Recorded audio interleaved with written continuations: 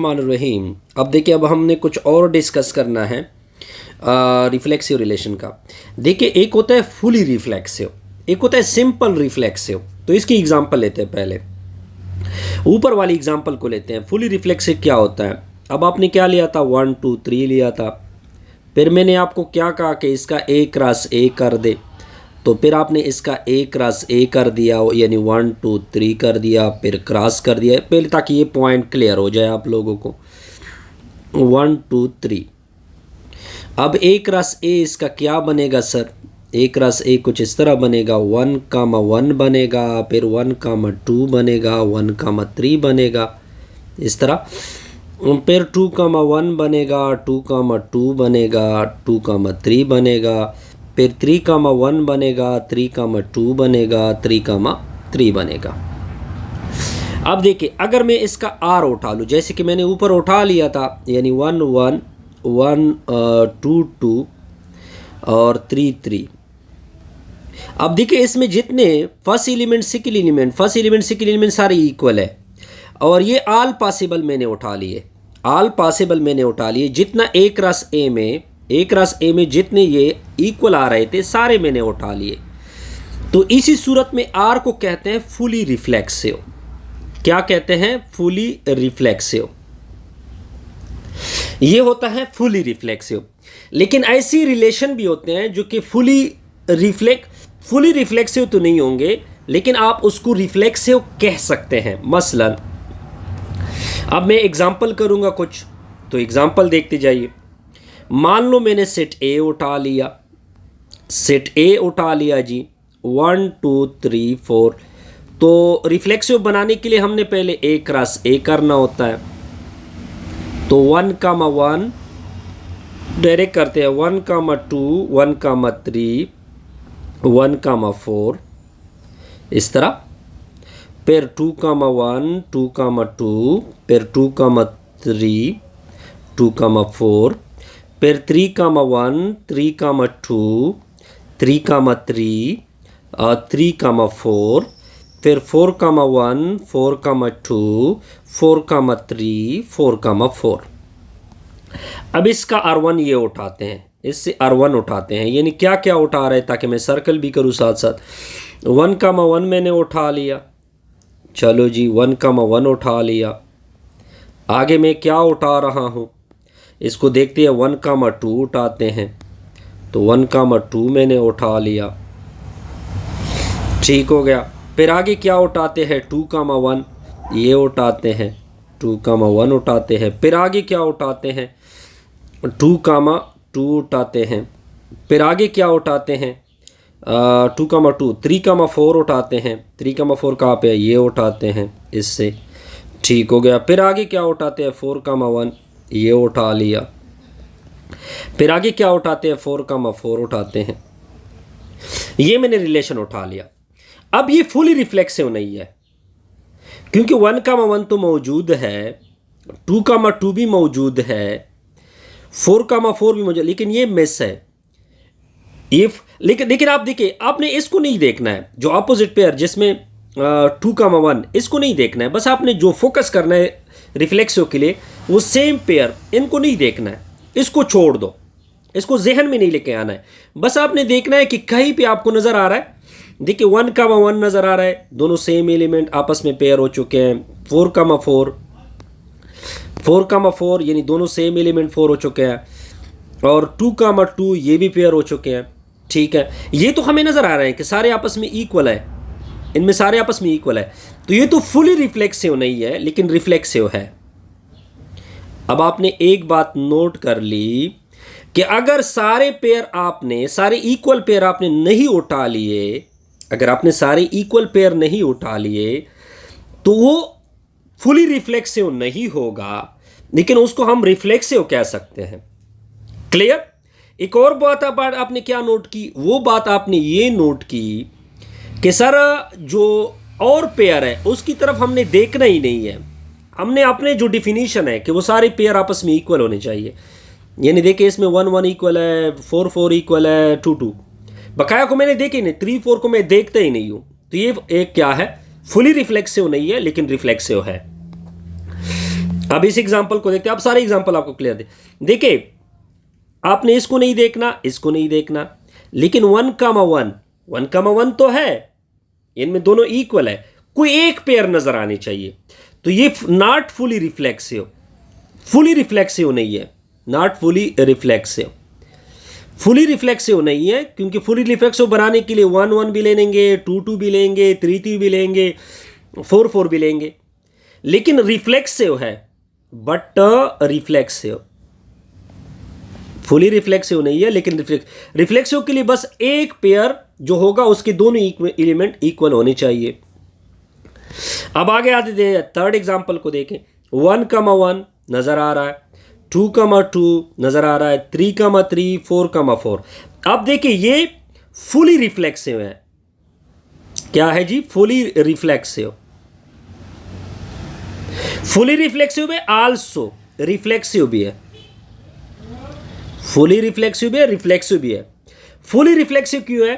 क्योंकि आपने इस एक रस एक के सारे पॉसिबल जो पेयर एलिमेंट में इक्वल होते हैं वो उठा लिए।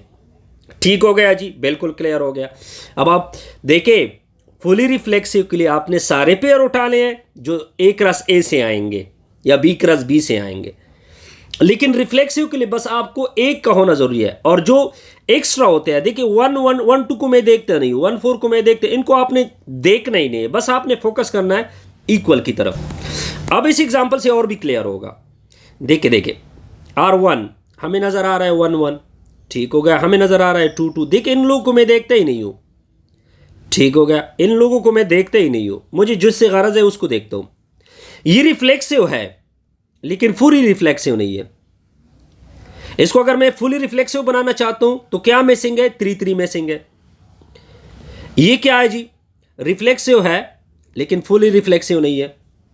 ये क्या है जी?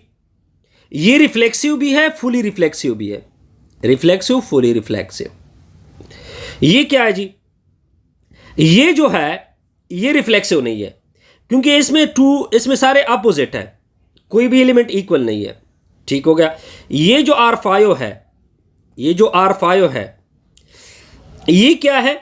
फुली रिफ्लेक्सिव है, क्योंकि 1 1 भी नजर आ रहा है, 2 2 भी नजर आ रहा है, 3 3 भी नजर आ रहा है, 4 4, और साथ साथ रिफ्लेक्सिव भी है। ये जो है ये फुली रिफ्लेक्सिव, ना फुली रिफ्लेक्सिव है ना रिफ्लेक्सिव है। Point clear? ये बहुत सिंपल से एग्जांपल है जी। अब हम करेंगे एक और डिफिनेशन।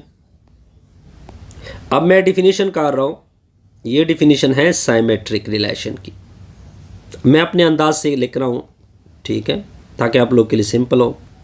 सबसे पहले आपने एक सेट लेना है। Let we have a set, हमने एक सेट उठा लिया।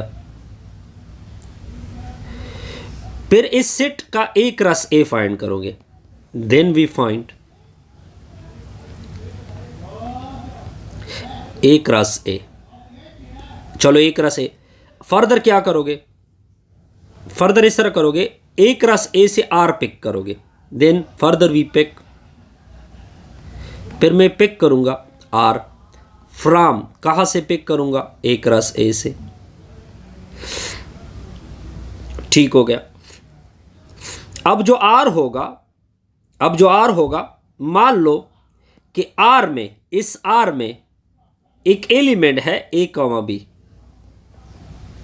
इस आर में आपको नजर आ गया कि एक रस भी मौजूद है, तो इसमें मस्ट, अगर एक रस बी ए कॉमा बी मौजूद है तो मस्ट मौजूद होगा, या वेनेवर भी कह सकते हैं, बी कॉमा ए भी उसमें मौजूद होगा। अगर ए कॉमा बी मौजूद है तो बी कॉमा ए भी मौजूद होना चाहिए। एग्जाम्पल से इस चीज को क्लियर करते हैं। ठीक हो गया। सिंपल एग्जाम्पल लेते हैं। इस एग्जाम्पल R1 को लेते हैं। इसका ऑलरेडी मैंने इसको नाम देते हैं ए, यानी 1 2 3 4। इसका आप एक रस बी बना सकते हैं, एक रस ए बना सकते हैं, ऊपर मैंने बना के दिया था। अब अपने टारगेट के ऊपर आ जाते हैं। देखिए दोनों इक्वल है, इसको नहीं देखना। दोनों इक्वल है, इसको नहीं देखना। जो इक्वल है उसको तो देखना ही नहीं है, हमारा कुछ और चीज से गरज है, इसको नहीं देखना। ठीक है। अब देखिए इसकी तरफ आते हैं। 1,2 आर में मौजूद है, तो इस डिफिनीशन के मुताबिक 2,1 भी इसमें मौजूद होना चाहिए, अगर नहीं होगा तो रिलेशन नहीं होगी। अब देखिए 2,1 भी मौजूद है, आल्सो 2,1 मौजूद हो गया। चलो ये चीज़ तो क्लियर हो गया। अब नेक्स्ट की तरफ जाएंगे। चलो इसका तो कोई इशू नहीं है।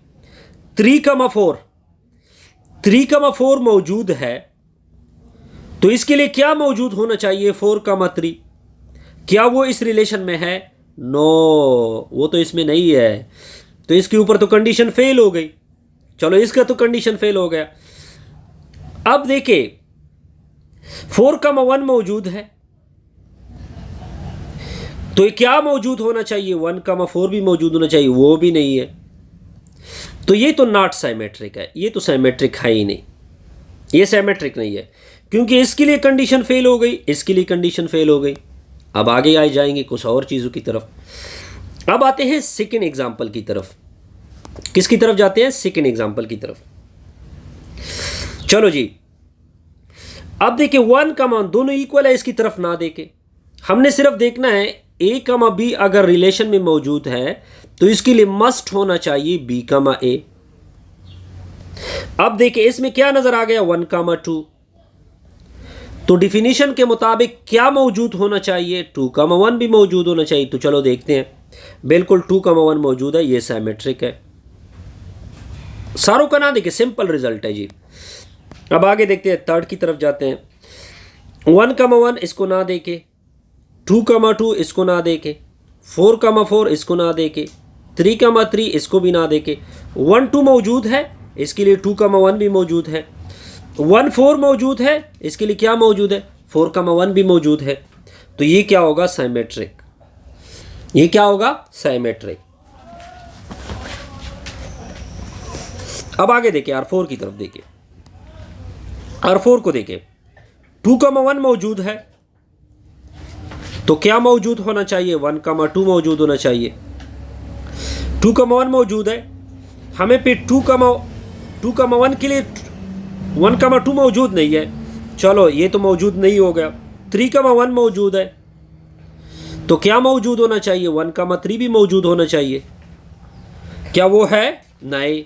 इसके लिए के ऊपर कंडीशन फेल हो गई, इसकी कंडीशन भी फेल हो गई, इसकी कंडीशन भी फेल हो गई, और इसकी कंडीशन सेटिस्फाइड, सॉरी नहीं सेटिस्फाइड। तो ये नॉट साइमेट्रिक है। अब देखे 1,1 है, इसको ना देखे 1,2, 2,1 कहीं पे है? नो, तो इसका कंडीशन फेल होगा, ये भी नेट साइमेट्रिक। 1,3 इसके लिए भी नहीं है, इसके लिए भी नहीं है। ठीक हो गया। और 3,4, चलो जी इसको फिर आप खुद लोग देखें। Video complete.